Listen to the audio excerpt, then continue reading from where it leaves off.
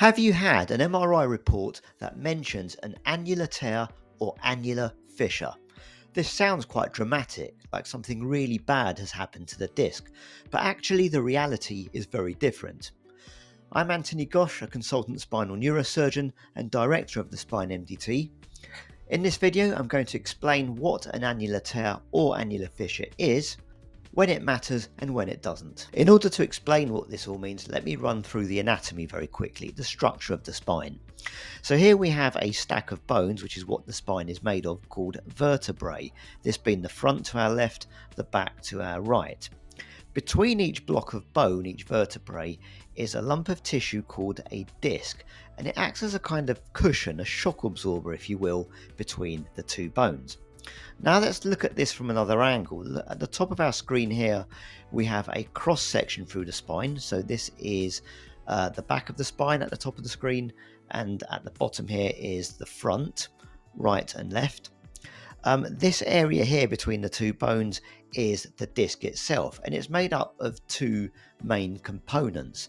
This central bit here is often described in the textbooks as crab meat like consistency, which is quite accurate. It's a soft squishy material that shock absorbs, distributes weight and forces fairly evenly, and that lump is held in place by this outer lining, and that's what the annulus is. It's the outer lining of the disc, but it's actually multiple layers. So think of it as layers of fabric with these interwoven fibers, and those fibers are made of a substance called collagen. Quite often above the age of 40, even in people who have no symptoms, on MRI scans we do often see tears in this outer lining, the annulus. We believe it to be from sedentary lifestyles, just the forces placed on these fibers from prolonged periods of sitting. But we also do see it in various other forces, such as rapid rotation on the spine in certain sports, such as golf and other activities. So on an MRI scan, this is a side view, this being the back of the spine on the right of our screen and the front of the spine, and these square blocks here are the vertebral bodies.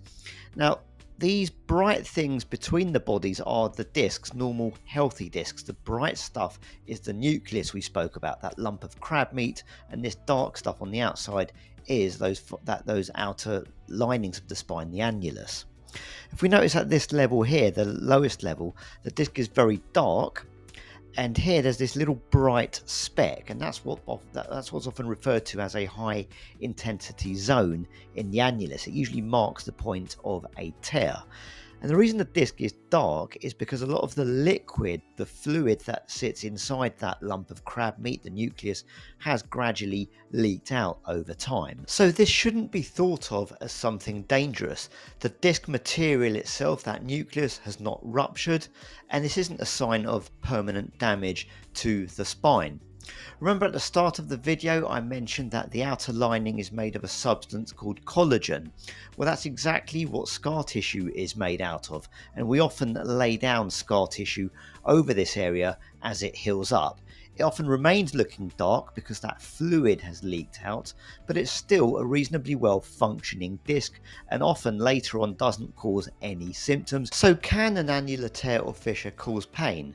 Well, yes, at the time of the tear, that fluid I spoke about that leaks out can cause localized inflammation, sort of swelling, bruising in this area, stinging the nerves and some of the surrounding structures.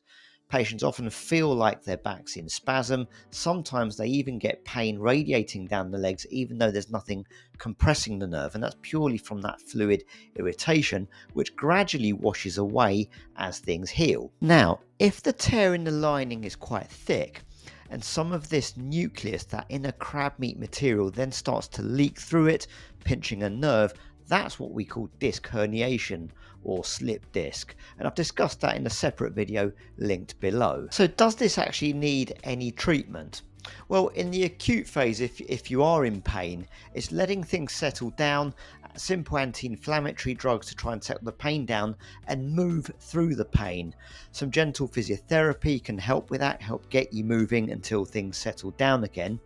And then there's secondary prevention to try and prevent a further episode.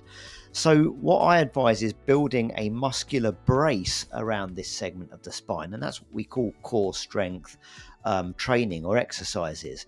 This doesn't necessarily have to be done with physiotherapy. You can do this with a personal trainer in the gym, or even something like a Pilates class. Now, rarely this can be the cause of chronic pain, and in some patients we see a kind of inflammation, this brightness in the bones either side of that disc tear, and the disc being a little bit bright at the same time.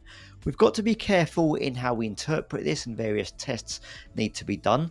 Sometimes an injection of a steroid in that area can help alleviate things, but rarely we have to carry out an operation to fuse the segment together through a fairly minimally invasive approach. We call those changes modic changes, and I've discussed them in a separate video below. MRI is very sensitive technology, and it often finds things that are not really relevant or dangerous. So it's really important that a thorough clinical assessment has taken place from an experienced clinician. Remember, we treat the patient, not the test result. As always, I really hope you enjoyed this video and found it helpful. If so, please click that like button and do subscribe to the channel. Also visit us at spinemdt.com to see how we can help you. Thank you very much for watching.